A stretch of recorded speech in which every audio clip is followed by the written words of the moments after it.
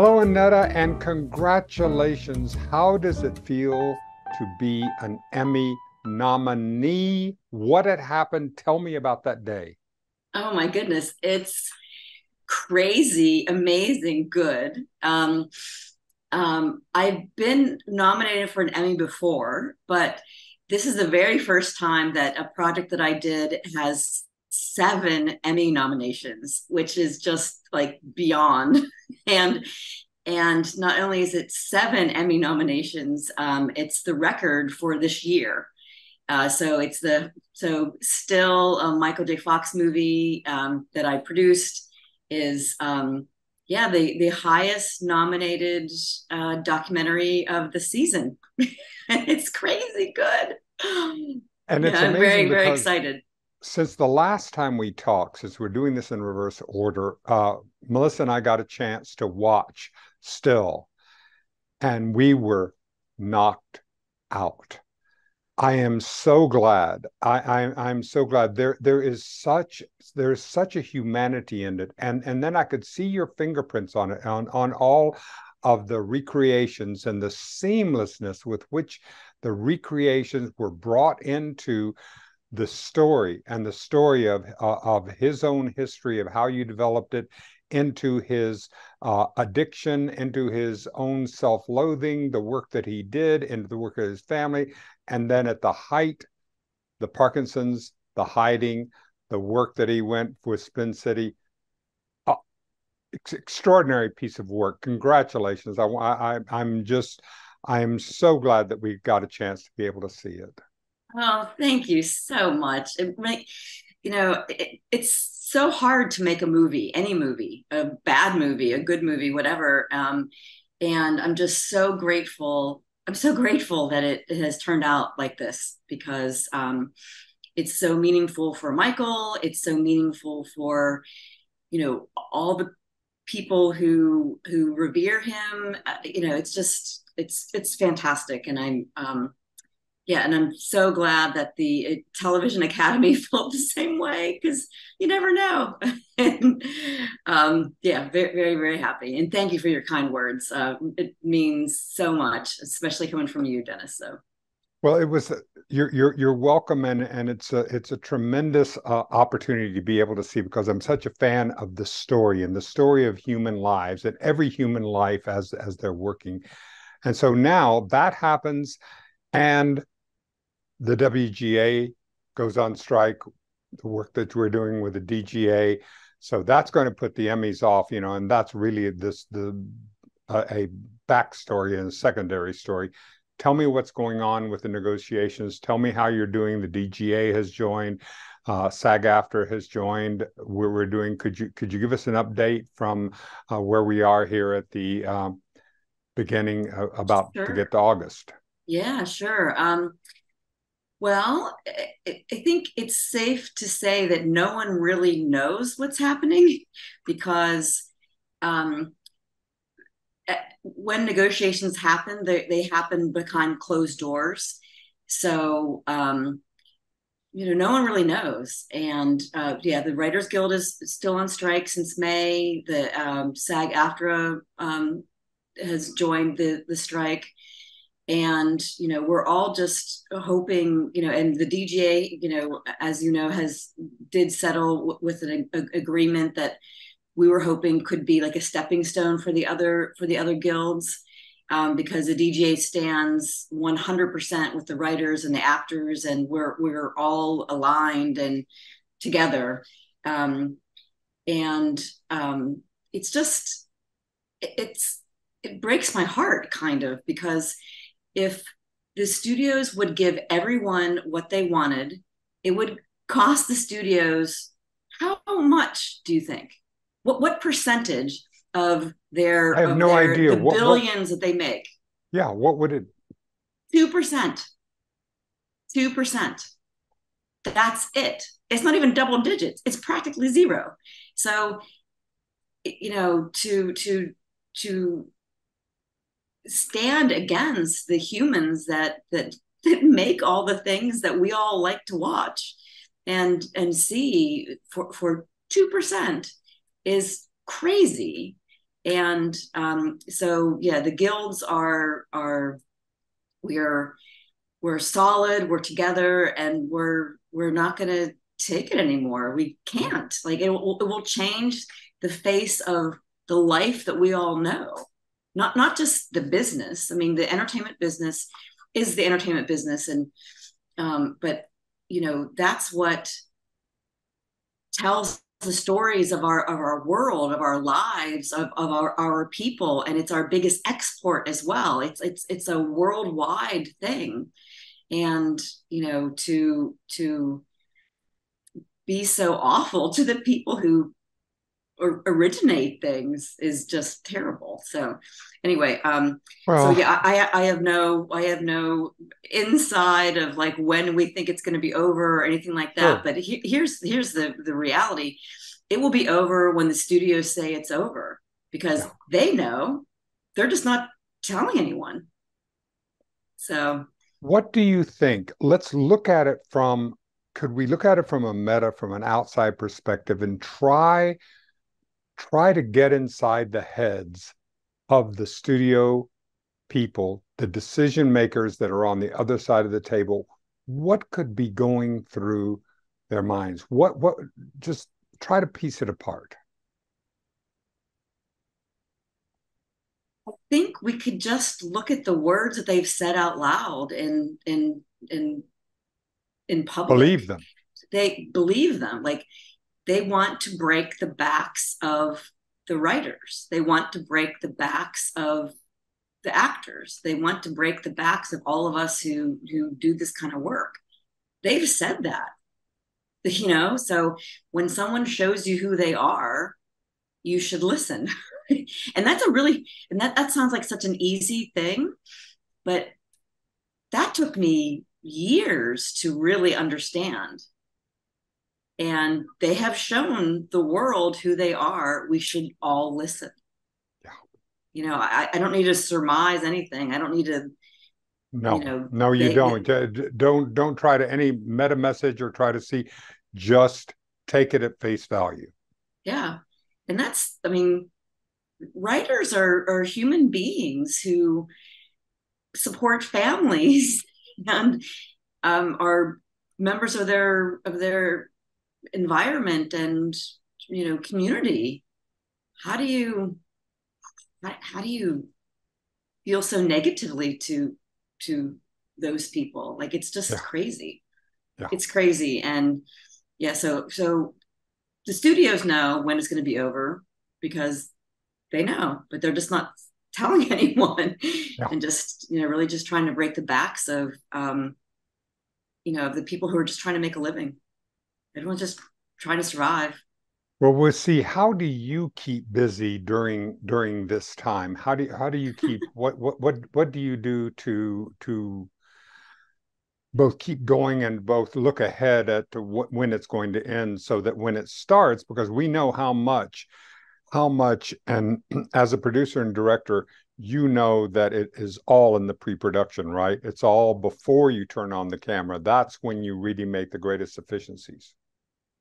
So I mean, I feel slammed busy. I mean, I'm a leader in the DGA, so there's just lots of work on that end of things. Trying to support our community and the larger community of the entertainment business. Um, I'm working on just, there's always development. There's always like making trying to be prepared for when everything gets back to normal, and being ready with projects and that sort of thing. So yeah, I feel very busy. I am very busy. I'm just not working on a movie right now. I'm not working on a TV show right now. I'm busy preparing for when things will go back to normal, which I expect they will at some point.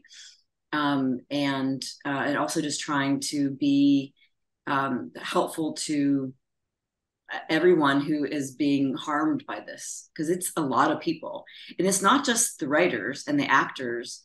It's not just the director. I mean, it's the craft service people. It's the restaurants that that usually serve lunch. I mean, it's a very giant.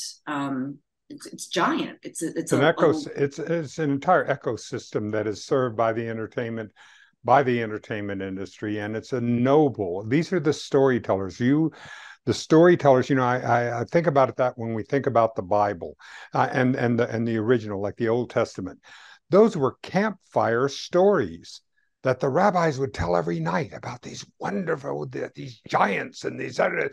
These were the adventures that were told, that were finally codified into that. And this is the story. I mean, we are, as a being, we are a storytelling animal. This is one of our great absolutely. gifts, and this is what in entertainment truly is. I don't see it as escapism, because it's part of our lives. It's what people are doing as far as who we are.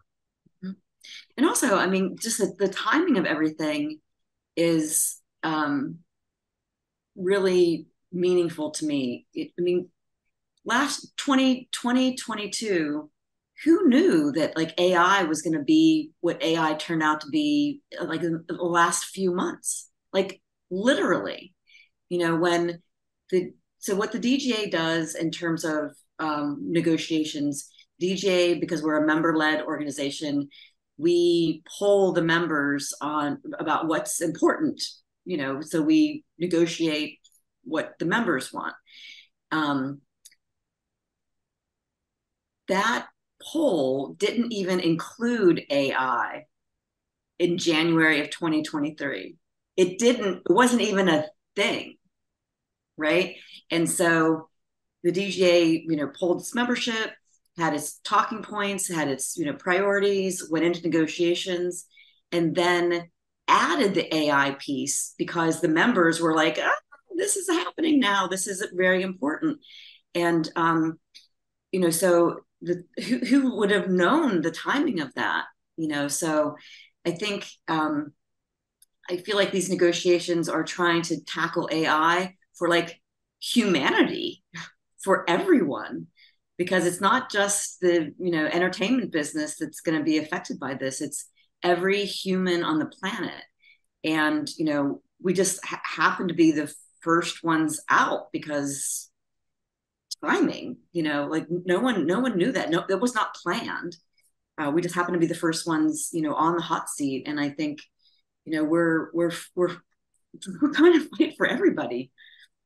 Yeah. I mean, AI is going to affect everyone, and it needs to be done in a way that doesn't harm humans. That's all. Yeah. But until those guardrails are in place, it's going to harm humans, full stop. So All really right, important. we shall see. Thank you, Annetta. Thank you for this. Thank you once again. Congratulations on this wonderful opportunity and on Thank the you. things to come.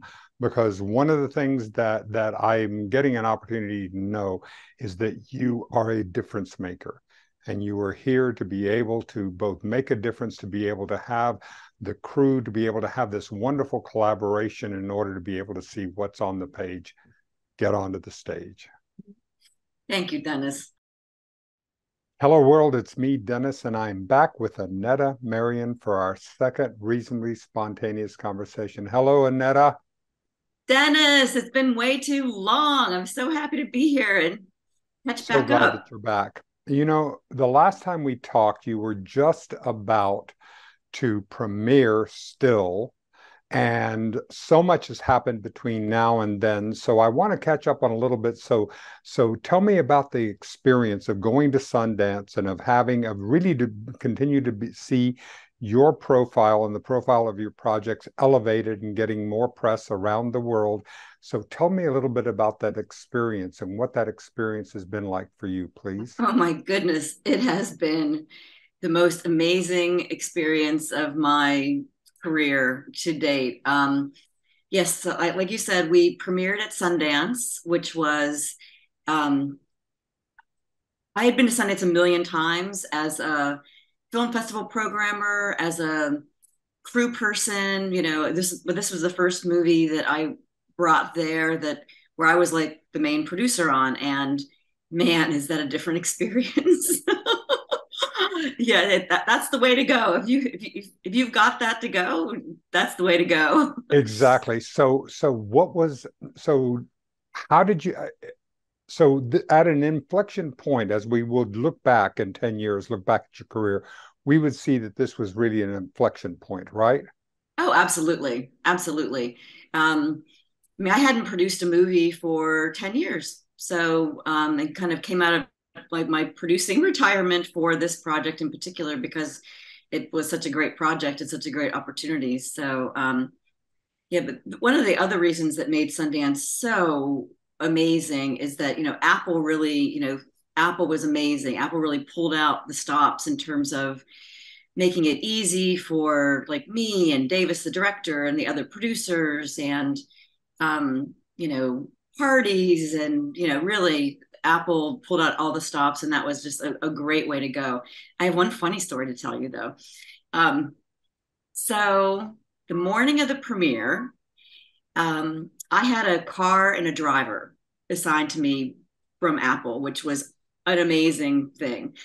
And I was staying in a house with our nonfiction DP, our archival producer. And so I'm like, you guys should just all pile in my car because we're all going to the same place, right? And I was in touch with the driver and all of that, and she's like, I'm waiting for you, like we were staying on a hill, so she was waiting on top of the hill for us. And so we all, and of course, like, I'm dressed up, I've got the hair makeup done, we all do, because we're going to be walking into a red carpet and Yeah. press line. And we get up there, and this is the first time I've met this driver, because before we were just texting.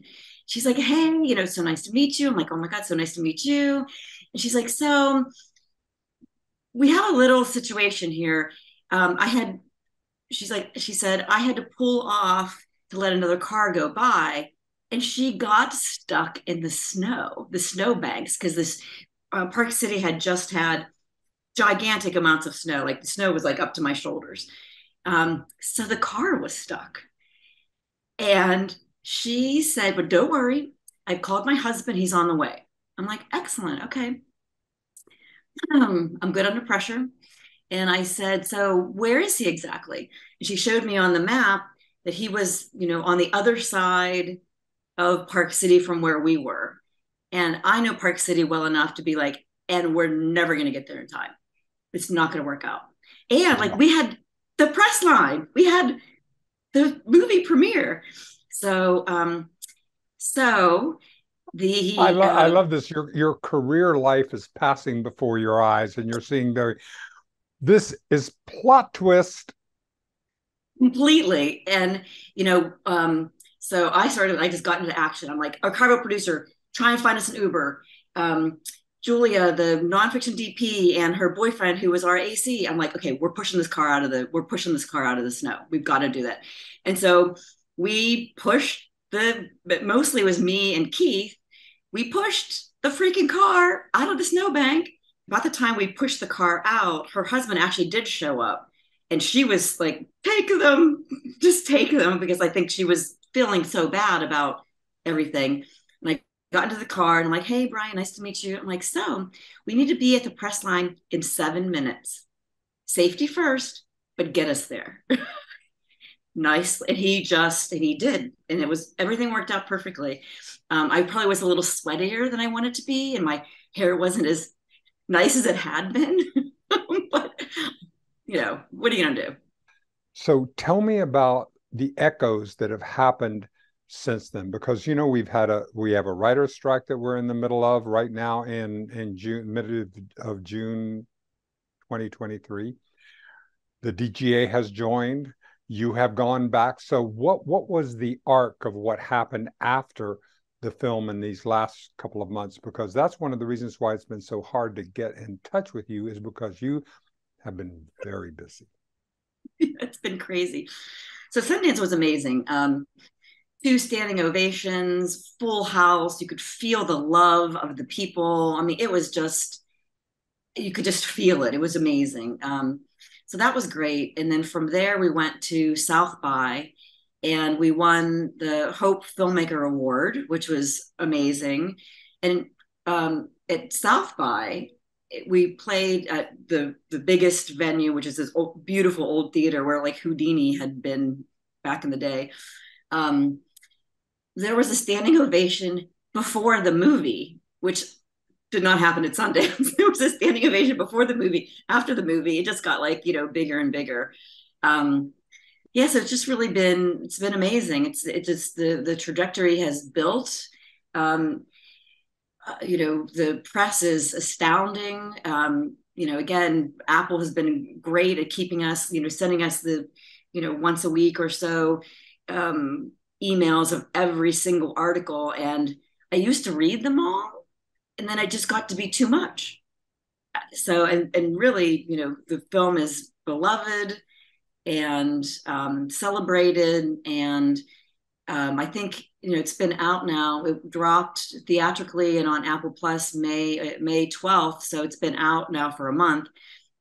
And still the Rotten Tomatoes, it is still like at 99%. So, it's just saying something. It's just the movie is definitely speaking to people and helping people. And, and Michael Fox is over the moon, and whatever part I had in bringing that to him, I'm forever grateful to be a part of it, because he deserves this for sure. Yeah, I completely agree. I've read so much as we talked about in the last. I've read everything that he's written, and I'm such a fan. So now, Annetta, all right. So tell me about the arc, and how has this experience impacted your career and taken you to this next level, as we're talking about, because this is your time. Well, I think I'm still in the middle of that, in terms of the effect on my producing this movie is on my personal career. I think we're still in the middle of that, but certainly, my profile has been raised because of all the attention on the movie, and therefore on me and the whole team, not just me. Um, I know, and but I know the whole team is, but right now I'm going from macro to micro.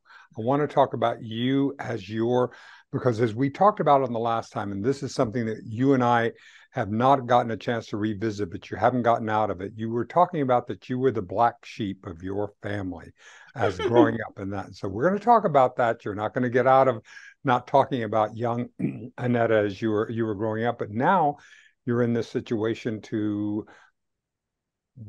in the middle of this ascension. Tell me what's going on. so one segue before I do that, about my family. So we were screening in Boston. I can't remember what date it was. We were the opening film of um, we were screening in Boston in the festival trajectory, and I was there with a friend of mine named Kelly who lives in Boston. And at one point, when we were seated in like the row that was kind of saved for all of the filmmakers.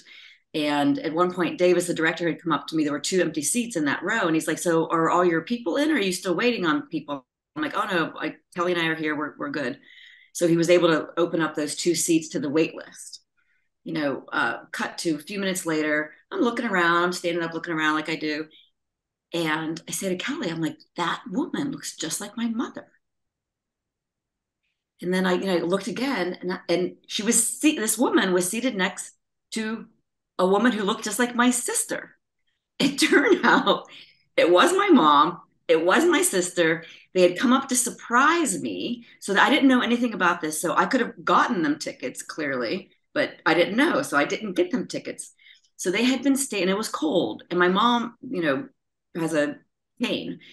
They had been standing in the wait list line for like 2 to 3 hours. I can't remember which, to make sure that they were the very first ones to get in if there were any extra seats.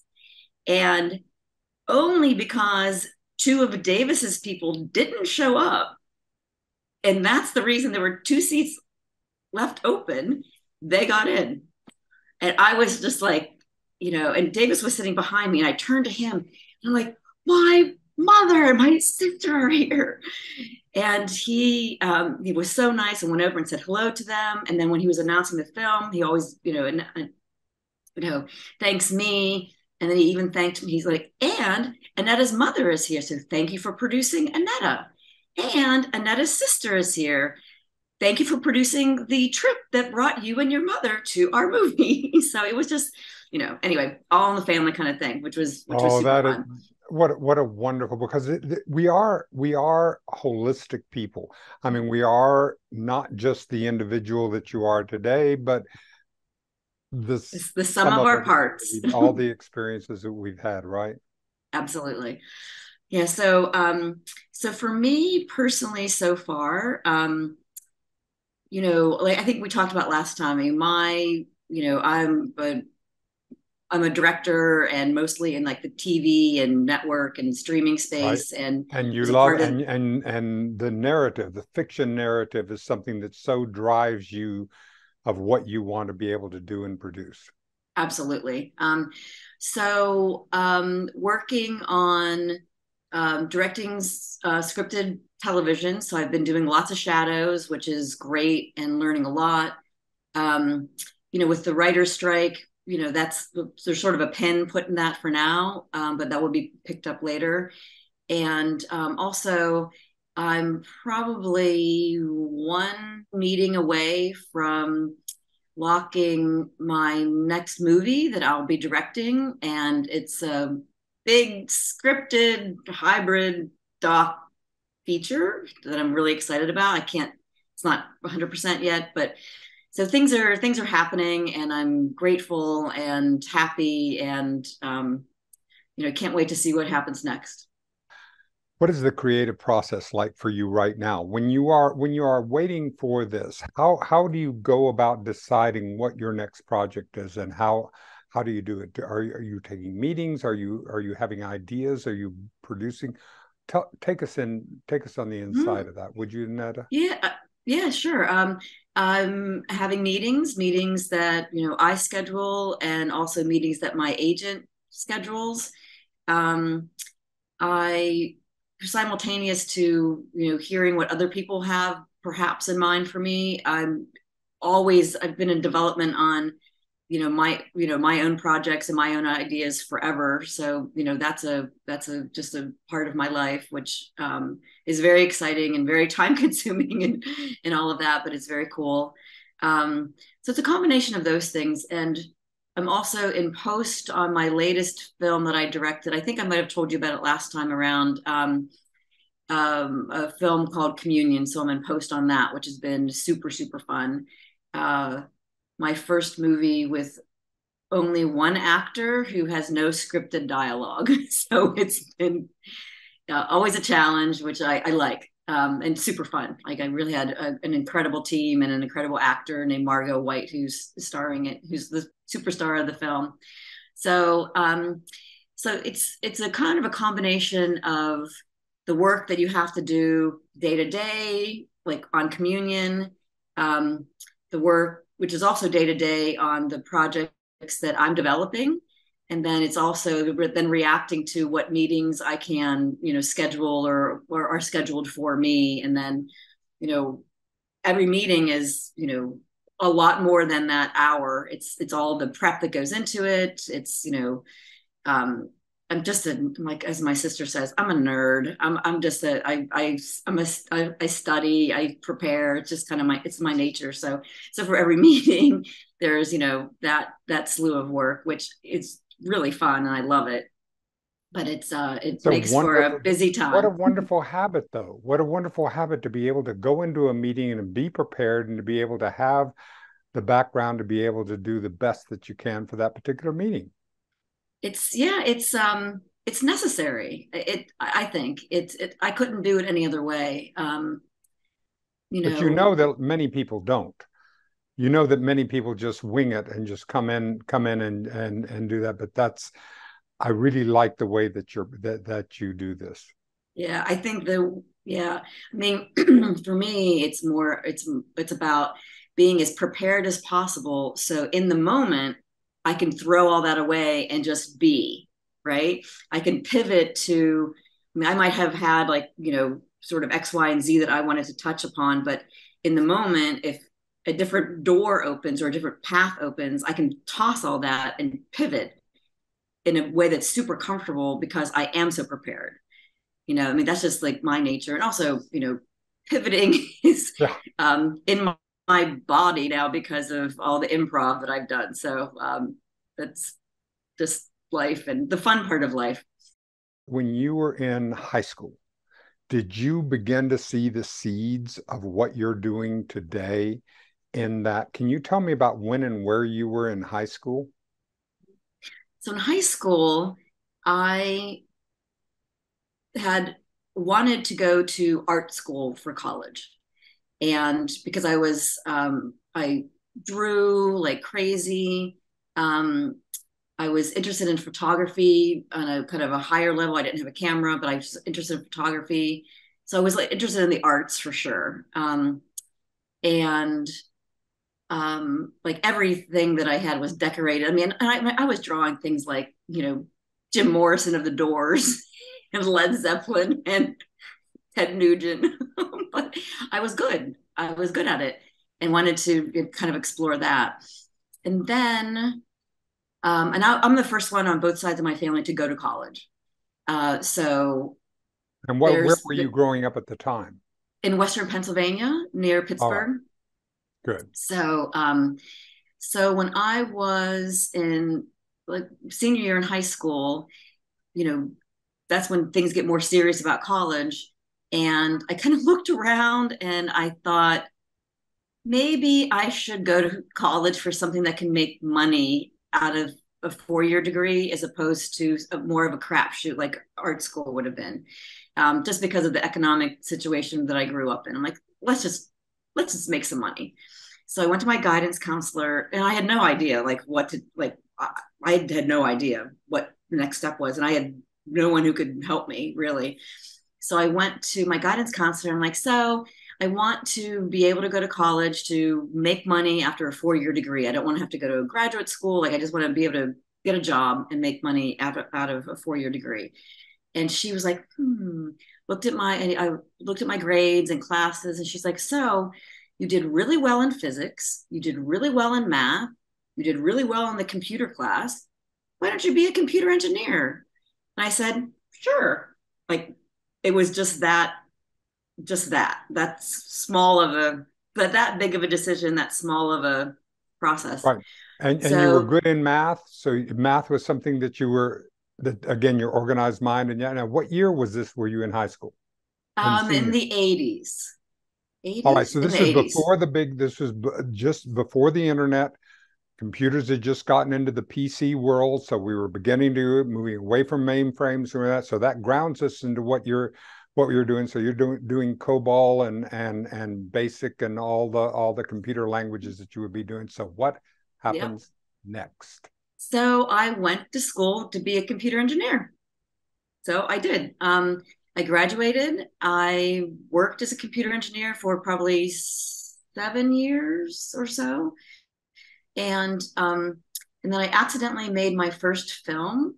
And I realized when I did that, like when I made this first film, I fell in love. Like it was the first time where I had like passion for what I was doing. Before then, I was just not just I was surviving. Like survival was my thing. Like I survived. I did, but um, I never really could. I never felt like I could think of just sort of what I wanted to do because I just had to live. so so making that first film, I completely fell in love um, with the process and the storytelling, and I mean, and it ticked all of my Okay, boxes. It ticked my hold photography on a second. box. Hold on a second. Accidentally made my first film. Give me a little more understanding as about how that happened. Oh, Dennis, you're so good. You're so good at this. So when I was working as a computer engineer, um, for me, it was a job and just a job. And my life was really more, oriented around what I was doing outside of work. I was volunteering and, all these different things. And I was volunteering a lot in the abortion rights movement in Ohio, where I was living at the time. And so with that volunteer work, my co-chair and I were tasked to write a grant. And I don't know if you've ever written a grant, but it is thankless, Wow. horrible. Wow. I hated it. So there we were, but this is what we had to do for our committee. So we're like, oh my God, we're writing a grant and this sucks and blah, blah, blah. We weren't really excited about the topic, or it was for house parties to educate people, which are super important. And I'm not downplaying any of that. It's Oh, no, just, no, that is a wonderful. yeah, I mean, you have to do that. So, but we said to each other, well, if we're going to actually ever write a grant again, let's do it for something we want to do. And we're like, what would that be? And we were both like indie film buffs, like, and we said to each other, well, let's make a movie. And at that point, we knew nothing. We didn't even know the difference between film and video, literally. So we went to the next meeting and we're like, we are going to make a movie. Does anyone else want to make a movie with us? And Let's this put woman, on a show. let's do this. So at that point, there was a woman named Anne who was also on the committee, and she's like, I'll make a movie with you. And Anne luckily had a video camera. So the three of us went off and we made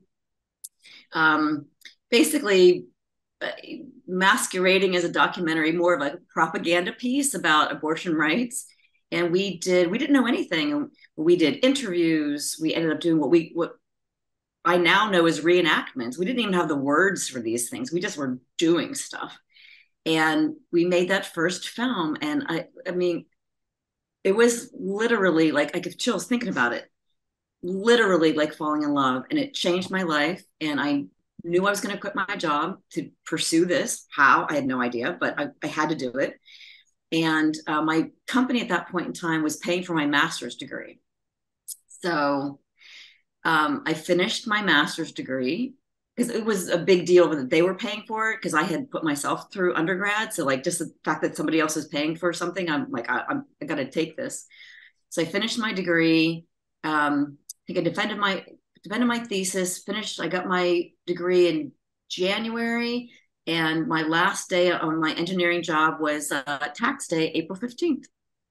And this is a rumor. I don't know if this is true or not, but I like this story enough that I'm going to tell you. Exactly. I love that. I love that. Go ahead. So the company I was working for at that point in time was a big multinational company. And I heard, I don't know if this is true, but I did hear that because that company had paid for my entire master's degree and then I left immediately, that they then instituted a rule saying that if you left within 5 years, you had to pay them back. They didn't have that rule when I was there. So I just, started all over.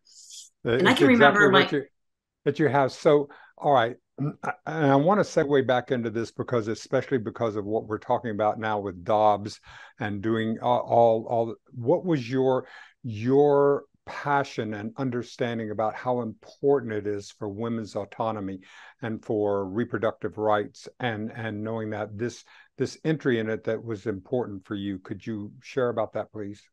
oh my God, it's for me, the fact that anybody would think they can tell me what to do with this, like what is literally the only thing that is 100% mine,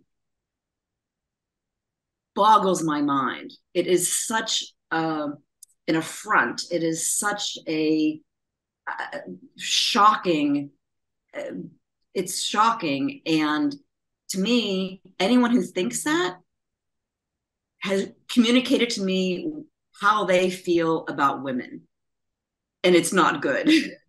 And yeah, it's body autonomy. Why does everyone else have it except for women? It doesn't make sense to me. It doesn't compute, and it really to me shows, maybe some deep-seated hatred of women or something. But no,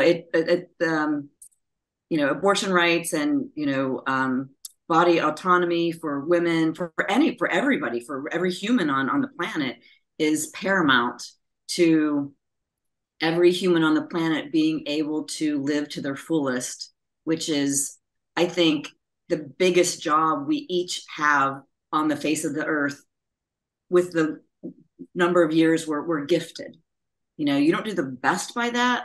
It's just, it's a waste of the gift. And, one can't do that if they can't at least control what happens to this.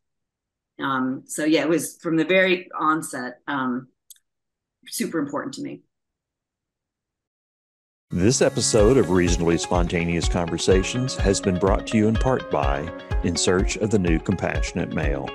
For more information, go to newcompassionatemale.com.